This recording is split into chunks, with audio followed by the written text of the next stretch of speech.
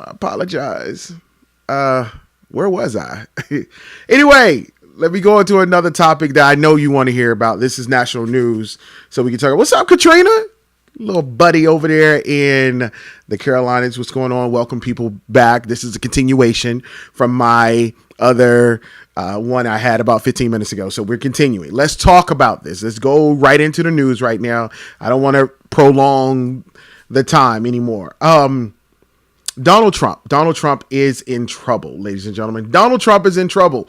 If you have been living under a rock, you know that the Mueller report was released. I know a lot of you guys were waiting to hear my commentary, my talking points on what is in this report, what is going on in this report, why this report matters, what's really important. So the Mueller report is 400 plus pages long. Last week, the report was given. The redacted version, when they redact it, that means they start cross out stuff, witness and testimony and all this stuff, start crossing it out, people names, all this stuff. But Donald Trump is in trouble. Let me read you a couple of key factors in reference to New York Times did great article on this in reference to what's going on inside this Mueller report. It says Trump did try to sabotage the investigation. However, the staff defied him. Basically, it says reading Attorney General Jeff Sessions told Mr. Trump that a special counsel had been appointed May 2017. Mr. Trump grew angrily, and he goes on to say, "I'm effed." He said, believing his presidency was ruined, he told Mr. Sessions, "This is the worst thing that has ever happened to me." Mr. Trump began begging to get rid of Mr. Mueller, only to be thwarted by his staff. In instance after instance, his staff acted as a bulwark against Mr. Trump. Mr. Trump's most destructive impulses. In June 2017, the president instructed Donald McGahn, which is the White House counsel, to remove Mr. Mueller, but Mr. McGahn resisted. Rather than carry out Mr. Trump's orders, he decided to resign. 2 days later, Mr. Trump asked another trusted advisor, Corey Lewandowski, to tell Mr. Sessions to end the investigation. Mr. Lewandowski did not want to do so, so he punted it to somebody else, a colleague, Rick Dearborn. He too was uncomfortable with the task, and he did not follow through. Okay. It says Mr. Trump was angry that Mr. Sessions recused himself from the investigation. So, ladies and gentlemen, what does this mean? This means right then and there, that is evidence that Mr. Trump, Donald J. Trump, attempted to obstruct justice. That's what that means right there. That means that he attempted to obstruct justice. To obstruct the justice means that just because now William Barr said no crime was committed. The crime would have been committed if any of those people would have taken out his order. But because he asked them to do something, he still tried to obstruct, get in the way. They just didn't carry out his plan. Now, attorney William Barr said, well, we can't find any evidence that there was any form of issues, no crime, so that's why he didn't obstruct justice. But that's not what Mueller said. Mueller left it to Congress. He punted it to Congress. Also, let's talk about the lies. It says so many lies, so many stories changed. One of the unanswered questions for the past 2 years, which helped fuel the FBI investigation, congressional inquiries, and journalistic scrutiny, it's why so many people lied, changed their stories, and issued misleading statements to both the public and to federal authorities. One report recaps one false statement after another.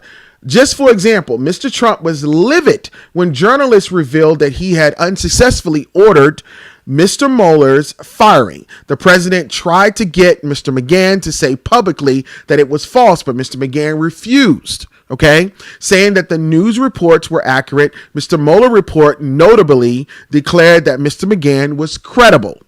Mr. Trump also pressed the Deputy Secretary Rod Rosenstein, Deputy Attorney General Rod Rosenstein, to give a news conference about the firing of the FBI Director James Comey. The White House press office wanted Mr. Rosenstein to say that it was his idea. Mr. Rosenstein told the president that the news coverage was a bad idea because the press asked him he would have to tell the truth. So we have here another situation that the president wanted his staff to lie to the American people. Also, it says the White House press secretary, Sarah Huckabee, admitted to issuing false statements to the news. Her reply was it was in the heat of the moment. She even went out to say, this is in the report, it says no FBI agents directly actually called the White House offering to support for Mr. Comey's firing. She said to the American people that they did. All right. The whole fake news thing, you often hear about that Donald Trump had talked about this. It says the president spent the past 2 years denouncing the news media. He's repeatedly accused reporters of making up sources to destroy his presidency. The report through shows not only that some of the most unflattering stories about Mr. Trump were accurate, but also the White House officials knew that that was the case, even though they helped criticizing other journalists. In May 2017, for instance, the New York Times, which is the article I'm reading here, the company I'm reading for, disclosed that Mr. Trump had asked Mr. Comey to end the FBI investigation into the presidential national security advisor, Michael Flynn. Mr. Trump tweeted, "I've never asked Comey to stop investigating Flynn. Just more fake news covering another Comey lie." Despite those denials, Mr. Mueller wrote, "Substantial evidence corroborates Comey's account." As a matter of fact, Donald Trump today even said those same words, that he never told Comey to do that. Remember, he even went on national television and said that he told them to stop the investigation, but I guess he forgot about it. All right, so let me move on to another thing. Let me tell you why Trump is in trouble. Okay. It says no obstruction, not so fast. Okay. Mr. Trump was quick to declare the report was a total vindication. You guys remember that, right? Around April 18th, 2019, he said no collusion, no obstruction. And this is what he said. All right. But federal authorities went out their way to not exonerate Mr. Trump. They wrote that his conduct in office presents difficult issues that prevent us from conclusively determining that no criminal conduct occurred. So what does that mean, ladies and gentlemen? What that basically means is that he is the sitting president. There's this FBI memo or DOJ memo that says that you cannot indict a sitting president. It came out around Clinton. You cannot indict a sitting president. So let me explain to you why Donald Trump is in trouble, okay? And I won't read anymore. I just tell you why he's in trouble. Donald Trump is in trouble simply because of this. He forgot about history, okay? History. History has proven that presidents don't have absolute power. We have seen this countless times. Presidents do not have absolute power. Unfortunately, Donald Trump feels that they have absolute power. So why is he in trouble? He's in trouble simply because of this. The law is not on his side. They have enough evidence to convict Donald Trump of crimes. Crimes, not just one crime, crimes. That's a plural. Okay. They have enough evidence to convict Donald Trump of crimes. So therefore, can they convict him while he's sitting as president? I just told you no, because there is a memorandum. There's nothing in the Constitution that says you cannot. However, in all of our years of 45 presidents, no president has been convicted of a crime while in office. They have been charged, after leaving. So he's in trouble because he can get convicted of crimes. For example, the crimes that we're talking about here that was laid out in the Mueller report basically shows that he obstructed justice. It wasn't just one account. It was multiple accounts that he obstructed justice. So if he obstructed justice and he's the president, what does that mean? That means that he has immunity for now until he is no longer president. Well, as you know, that Donald Trump will, if he doesn't win re-election, he would not be president at all until he won't be president. So he will be a civilian. So the DNC or the Department of Justice can go directly to Donald Trump and say to him, we're going to indict you on these crimes. Keep in mind, there are other pending investigations that are sealed documents. There are other pending investigations that are sealed documents. And ladies and gentlemen, because there are other pending investigations, this man could be indicted on crimes. This is why he's in trouble, because the law is not on his side. The law is not. So let's go back in history. Nixon was a president who a lot of people will say that he was scandalous. He was a president who turned around and said to themselves, hey, I can get away with whatever I want to get away with. However, Nixon was smart. Nixon knew the law. That's one of the things. Nixon was an attorney. He understood about the law. So Nixon knew that the impeachment was going to happen because they did impeach Nixon. We don't talk about that a lot because the first impeachment hearing came from Nixon. They did impeach Nixon, but he was about to be removed from office. However, what ended up happening is that he resigned from office. But right before they was getting ready to give him his indictment, because he stepped down, Ford pardoned him of all the crimes. So he was protected because he was pardoned. Now, Ford basically had to go down in history as a person who pardoned Richard Nixon, and it wasn't pretty. Okay. So let's go back in history. William Taft. This is another issue. William Taft. Warren Harding. Let's talk about Warren Harding, not William Taft, Warren Harding. The Teapot Dome. The Teapot Dome basically was this huge scandal. This happened around 1920. The president was, at that time, Taft, but Harding came into office. And basically, this is dealing with the reason why the tax returns. There was a federal law that issued because of all of this scandal that we needed to have your information in your tax return. So they wrote a federal law that said that the Congress has absolute power to get your tax returns. Right now, Donald Trump is trying to fight that. The law is not on his side. The president, the worst thing I said, I don't know if you guys remember November of 2016. I said this in the year 2016. The worst thing Donald Trump did was to run for president and to win. That was the worst thing he did because it opens up everything to the general public. Nothing is sacred anymore because why? He's a public official. So here's another reason why he's in trouble. He's in trouble too because, number one, his base is dwindling down. They may have the support that he thinks. His base is dwindling down. He also has an issue with independent voters now. People feel, since this report have come out, that Donald Trump is corrupt. Period. Point blank. Number one, he has not denounced Russia at all. People feel like he is corrupt.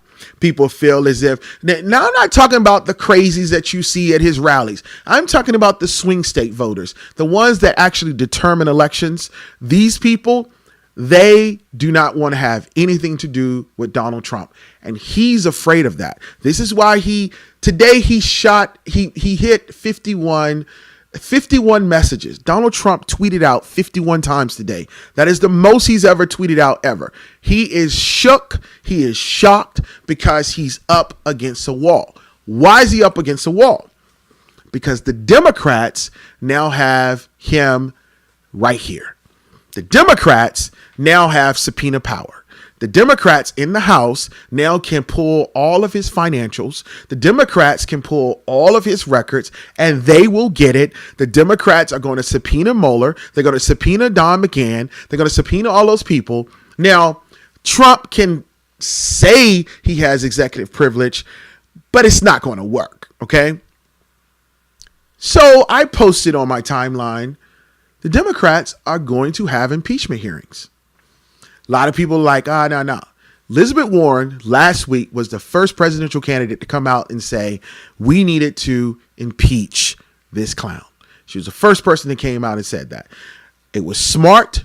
It was courageous. Because if you read this 400-page report, I haven't even finished all through it. And I'm like, there are Republicans who turn around and say, this guy has to go. The Democrats are going to impeach Donald Trump. That's their only play. Why? Because in the end of Clinton, you guys remember Bill Clinton was impeached. He was the second person that was impeached ever as president.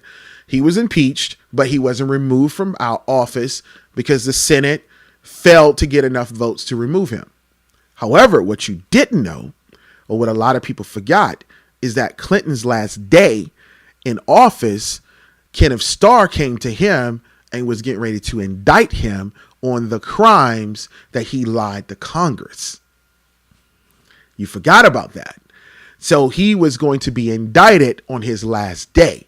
But what he did is reached an agreement that he was going to pay $25,000 as a fine, and he was going to give up his license to practice law for 5 years. That was their plea agreement. Clinton was smart. Nixon was smart. Donald Trump is not. He's arrogant. He's haughty. He's pompous. He thinks he knows it all. And that is the unfortunate problem with Donald Trump. He thinks he knows it all completely. Dan, you said if Clinton was removed, Gore would have won as he would have been in office already. Correct. But we know the history. Gore did not win.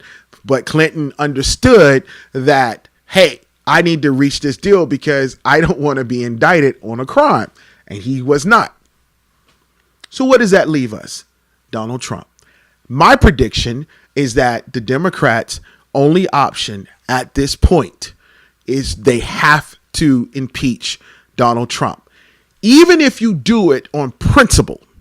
The reason being is because you cannot allow a sitting president you cannot allow any person that is running for public office to collaborate with a foreign entity and to use that entity to gain leverage to win the highest office in the land, which is the president of the United States of America. You cannot have that. So the Democrats, in my opinion, will impeach Donald Trump. Now, there is a huge question mark on will the Republicans in the Senate remove him. I doubt it. There's some vulnerable Republicans. I really doubt that the Republicans will remove him. But what does this do? This cripples Donald Trump into 2020. Donald Trump is already facing some people who are primarying him already. So this is going to cripple him in his reelection campaign. Don't listen to Rudy Giuliani and all of his people coming out saying it would be the best thing that happens to Donald Trump. All those different things. And don't ever hear people say, well, if the Democrats impeach Donald Trump, then it's going to be bad for them. No, ladies and gentlemen, the Democrats lost all the elections after Bill Clinton was impeached. The Republicans went on to keep the House and the Senate all the way up to 2006. That's when the Democrats got the House again. And then 2008, they got the Senate. So they didn't suffer any type of chamber loss because of the indictments. I mean, because of the impeachment. So I just want people to understand. A lot of people telling me, well, 9/11 had a lot to do with that and all that. I'm just telling you, the Democrats, the Republicans did not suffer by impeaching Bill Clinton at all. They did not suffer at all. So that's why I believe that the Democrats they're going to impeach him, and they're going to pray and hope that Donald Trump does not win re-election, and they're going to indict him on all of those crimes. That's my predictions. Now, here's the opposite side. What is Donald Trump going to do? Donald Trump, in my opinion, my prediction is that he's going to stay in power. He's going to stay in power, but people are going to start talking to him. He's going to stay in power. And I believe if he loses his re-election bid, he is going to probably try to do some stupid thing on the executive order, which is going to be challenged because he doesn't want to give up that power. But I think when push comes to shove, he will step down. He will appoint Mike Pence as the president. Mike Pence will pardon him and his family. If there's any pending charges that are happening. That's my prediction. Now, here's the scary part of this. The crimes that Donald Trump that we know of that was in the Mueller report, those crimes have a statute of limitation of 5 years. Those 5 years will be up in 2022. So that means if Donald Trump wins re-election, that means that those crimes will be null and void unless there's new crimes, okay? Unless there's new crimes that we don't know about. But those crimes will be null and void. And that's the worst case scenario, I would say, for Democrats or for the American people, is that he wins re-election and that those crimes go after a statute of limitation. And when it goes after a statute of limitation, then I in my opinion, I believe that would be his best case scenario. But I do believe that the Democrats will impeach, and I do believe on his last day of office, if he does not win re-election, the Democrats will go to him and indict him, or they will go to some unsealed documents, and he will have to go be indicted, and he will probably be the first president that has ever been indicted that we know of in modern history. Dan, you said Trump's skyscraper is being built right now in Russia. Crocus City, currently unnamed, but will be finished in 2024. Yeah, so I don't know if you guys have been watching. I know you guys are like, oh my God, I'm just so sick of him. I am too. I'm sick of him. I'm with you, okay? I'm with you on this, but I want you guys to understand that there is a process, but I do believe the end result. We also have Kamala Harris coming out saying that she does believe that he needs to be indicted. That's the second person to come out and say that he needs to be, impeached. He needs to be impeached. This is the second person that's come out and said that. So this is going to be interesting. Keep watching, guys. I'm telling you guys that is going to shock your system. We have not seen a president do what he has done, and it's okay with doing it. That's the dangerous part of that. And I wanted to let people know, just keep in mind, that's your house that's in that White House. Those are your tax dollars. That's your White House. And I have to say that because a lot of times we forget that the White House belongs to the people. And we have to keep reminding people to let people know the White House belongs to the people. Okay? I got one more thing before I go. Okay, I promise you, I will leave you guys alone, but I have one more thing before I go, and I want you to watch this video here. Let me see if when I pull it up, and I'll pull it up and see if it can play. All right, here we go. All right. Covered up, the Kate Smith statue is now gone from the sports complex in South Philadelphia and new tonight. Her family members tell Eyewitness News they are disgusted. Smith was an institution at Flyers games, but a firestorm of controversy erupted this week over her recording of racially insensitive songs in the 30s. The late singer's family members say they had no idea the Flyers removed the statue until Eyewitness News reporter Matt Petrillo told them. They took the statue? We didn't know. Kate Smith's niece Susie Andron and her husband Bob are both in disbelief after learning only the base of her aunt's statue now stands outside the Wells Fargo Center. I'm appalled. The Flyers played the late singer's version of God Bless America during special events and the playoffs for good luck. It dates back to when the Flyers won the Stanley Cup in 1974, but the team distanced itself from Smith last week after learning she sang racially insensitive songs early in her career in the 1930s. The Flyers said in a statement today, quote, "We cannot stand idle while material from another era gets in the way of who we are today." The New York Yankees have also stopped playing Smith's song. Aunt Catherine was probably one of the kindest people I've ever met. Andron insists neither her aunt nor her songs were racist. She adds it's unfair for the Flyers to react so quickly. Now Smith's family has a message for the team. I think that you need to go back and look at your own history, that would be the Philadelphia Flyers, and what Aunt Catherine gave to that team freely.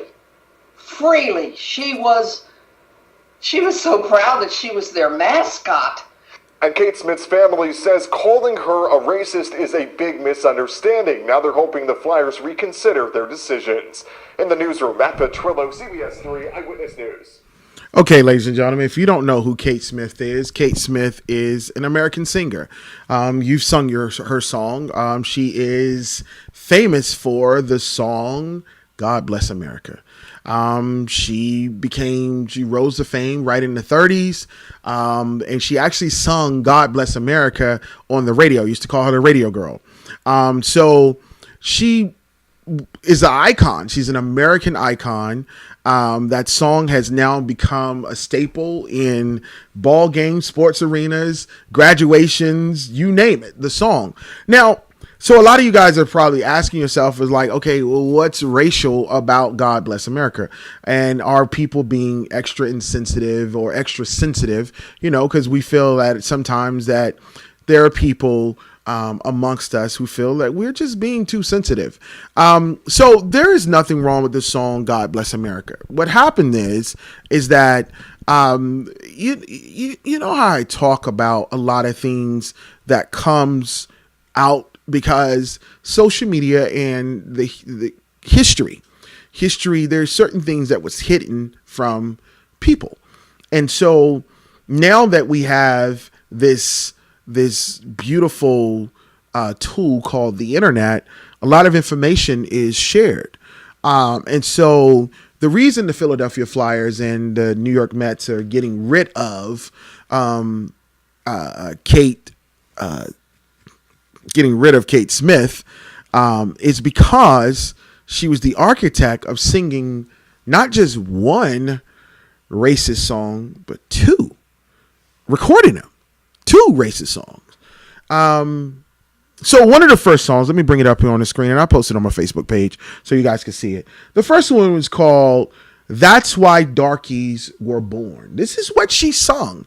And I'll just read you a couple of lyrics. It says, someone had to pick cotton. Someone had to pick corn. Someone had to slave and be able to sing.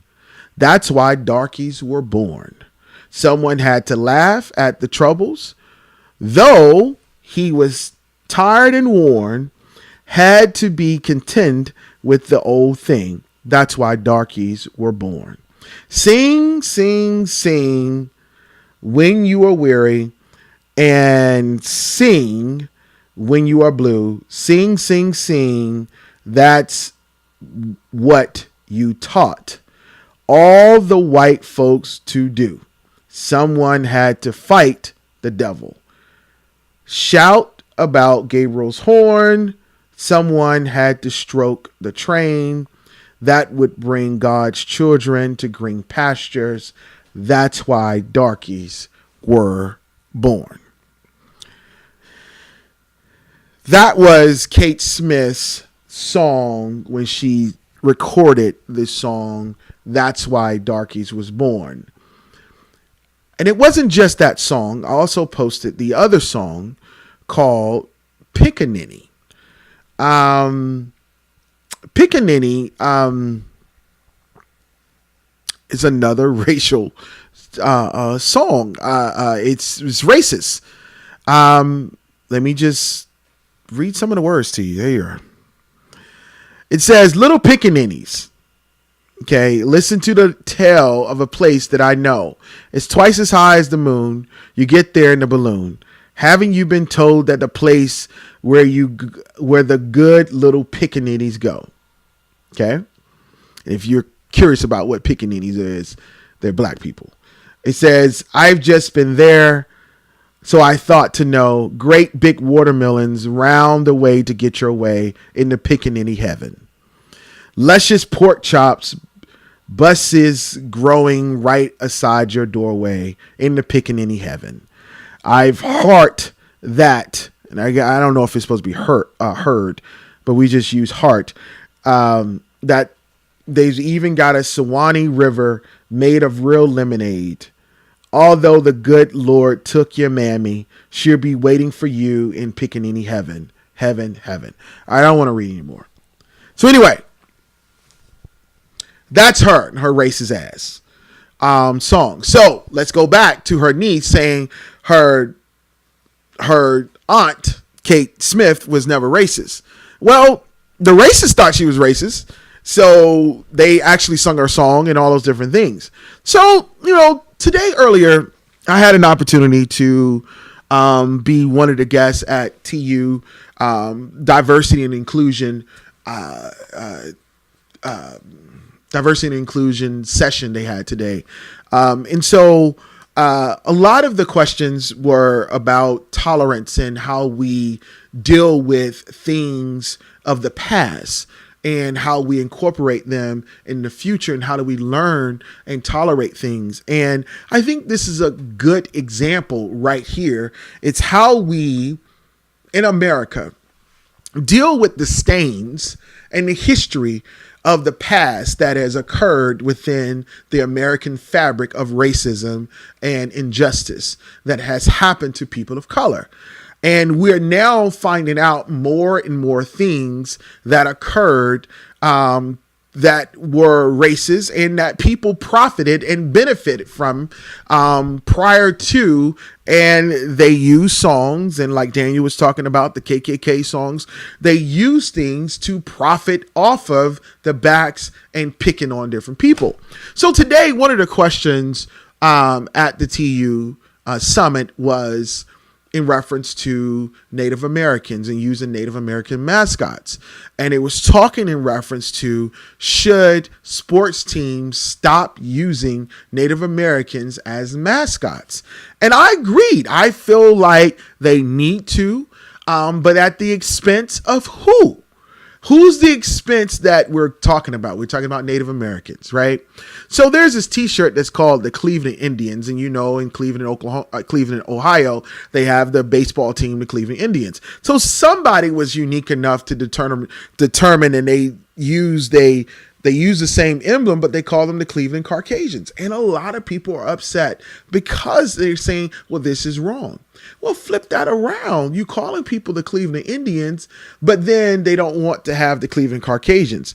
Do you understand how we in America have picked on people of color and we have gotten away with it and we have said, well, that's the way it was back then? Doesn't make it right. So I believe that the Mets and the Flyers and everyone else is doing the right thing. That doesn't mean that the song God Bless America is racist. What it means is that why should we promote Kate Smith? That's the question. Why should we promote a person who has practiced racism within their own form? To go back in the 30s, to go and record something means that you had to literally write down your lyrics. There was no techno or copy and paste. If you do audio recording, you understand what I'm saying. There's no copy and paste. You had to re-sing that song over and over again. You probably had your script just like it. You had to re-sing that song over and over again. Then the song had to be pressed. It had to go to albums and it had to be mass produced. You still know that this is racist, even though it was tolerated back then. Just because it was tolerated doesn't necessarily mean that it was right. Okay? Just because it was the way of the land doesn't mean it was right, because there were a lot of people, which we call them our allies. There was a lot of people out here who is saying, listen, I don't like it. It ain't right. So I don't want to participate in it. There's a lot of allies that didn't do that. But why didn't Kate Smith do it? I don't know. I don't have an answer for it. There's many people who can sing different renditions of God Bless America. There is Aretha Franklin. There is Whitney Houston. There's, I believe, Selena Dion. There's so many people who can sing. The song itself is not racist. But the person who sung the song, in my opinion, is racist. That's about Kate Smith. Ladies and gentlemen, please have a wonderful night. That's all I have for you. And again, I apologize for the mix-up and those things. But that's how live goes. God bless. I see you guys Thursday, and I may come back and do one tomorrow because I kind of miss talking to you guys like this. All right, take care of yourself. God bless. Peace.